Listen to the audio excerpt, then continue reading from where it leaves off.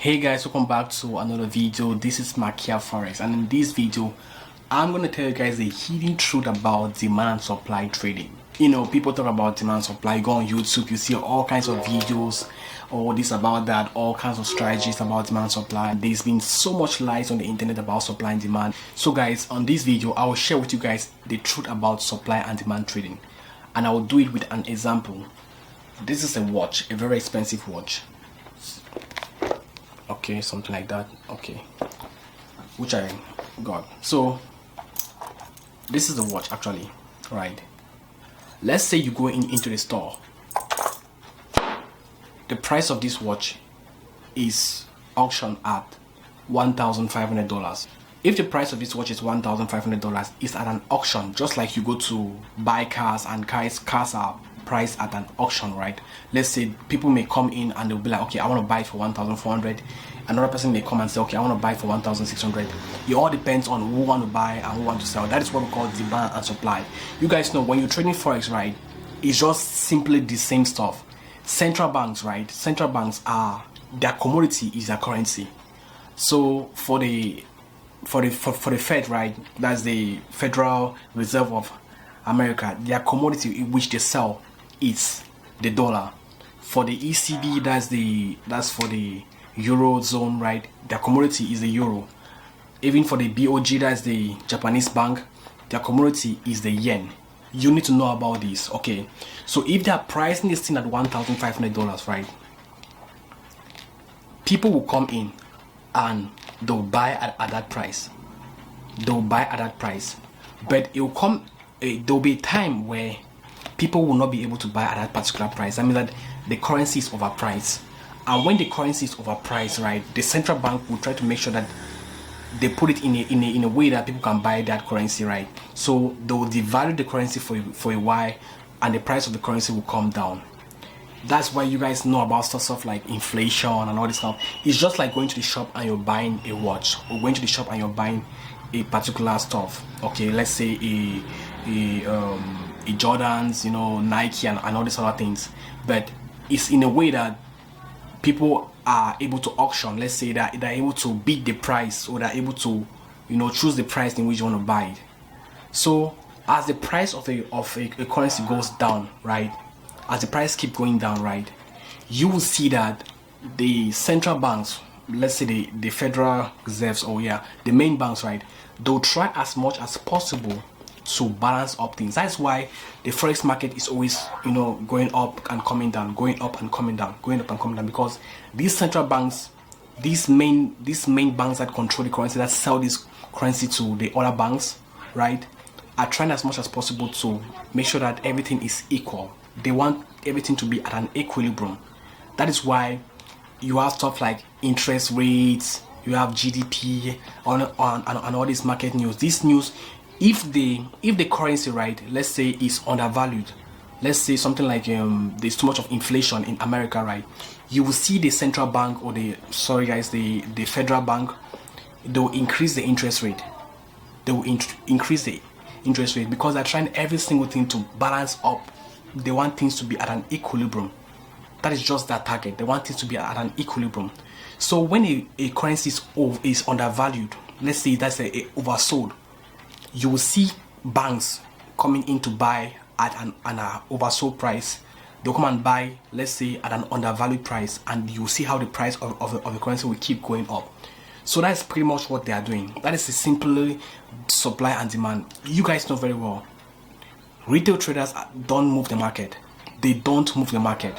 What move the market are these big traders, these banks. So whatever you're seeing in the forex market is just the central bank, or the federal bank, let's say in the case of America, selling their commodity, which is their currency, to banks. And we are just trying to we're just being lucky that we live in an era where it's more easier for us to trade forex, let's say even with our computers, than people back in the days. Because back in the days you have to go you have to become a P trader. You have to go into an area, let's say buy stock, call, you know. So things were quite hard in those days, but now it's easier for us to trade.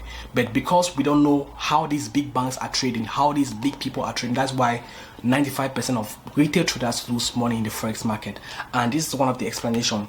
That's why if you're in my group on Telegram, I trade gold, right? That's my main currency. I've mastered how to trade gold because I know that at this particular price, gold is overbought. So the prices where I know that gold is overbought, let's say gold is overbought, let's say the price it's just too high, and these big banks will no longer want to buy gold at that particular price again. That is where I will tell people to sell in my group. If you're in my group and you've been there for a long period of time, you must have helped me. You know that most of my trades are gold. It's because I've mastered this principle of demand and supply. So guys, the biggest myth I've heard about supply and demand is that people go in on YouTube and make videos which they don't even understand. You cannot say that because people are overbuying the currency, it means that it is overbought, or because people are overselling the currency, it means that it is oversold. No. Because you go on a chart and you see these supply and demand zones, it doesn't necessarily mean that these zones are gonna hold. You need to understand that it's not that people are overbuying this particular currency that is why it is going up. It's not because people are overselling that currency because that's why it's going up. It is because the central banks are the ones controlling the currency. In fact, your few thousands of dollars that you invest, it is not what will help the currency, or it's not what will help the value of the currency to go up. So to wrap up everything, to actually explain to you what I'm talking about, forex market, right? The forex market is just like a man, let's say 10 people walking into a shop to buy this watch, right?